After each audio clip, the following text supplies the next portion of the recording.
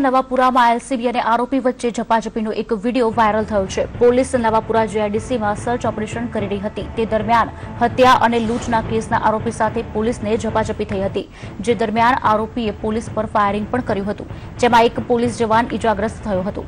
આરોપી હથિયાર સાથે જાહેર રોડ ઉપર ભાગતા લોકોમાં ભય જોવા મળી રહ્યો હતો।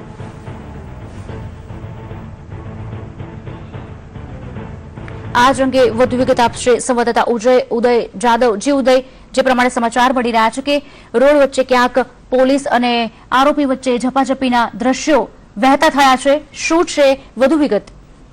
જી કુશાલી, ચોક્કસથી જણાવી દઉં, મંગળોળના નવાપુરા વિસ્તારની આ ઘટના છે। નવાપુરા વિસ્તારમાં એલસીબી પોલીસને બાતમી મળી હતી કે લૂંટ હત્યાના આરોપીઓ નવાપુરા વિસ્તારમાં ફરી રહ્યા છે। એ સમય દરમિયાન પોલીસ પર આ જે આરોપીઓ છે તેમણે હુમલો કર્યો હતો। એલસીબી પોલીસે 1 કલાકથી નવાપુરા વિસ્તારમાં સર્ચ ઓપરેશન હાથ ધર્યું હતું। પોલીસના દંડો લઈ આરોપીઓ જાહેર રોડ પર હાથમાં હથિયાર લઈ દોડી રહ્યા હતા, ત્યારે આરોપીઓએ તેમના જીવ બચાવવા વાહન ચાલકોને પણ હથિયાર બતાવી તેમને ગંભીર ઘાયલ કર્યા હતા।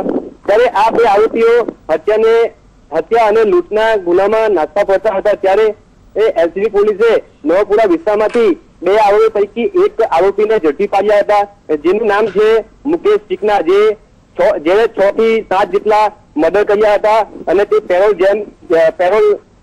જેમ કરી નાસ્તો ફરતો હતો। હાલ તો આ ફાયરિંગની ઘટનામાં એક પોલીસ કર્મી અને આ જે આરોપી છે તે ઘાયલ થયા છે અને એની સારવાર ચાલી રહી છે। જી આભાર ઉદય, સમગ્ર માહિતી આપવા બદલ।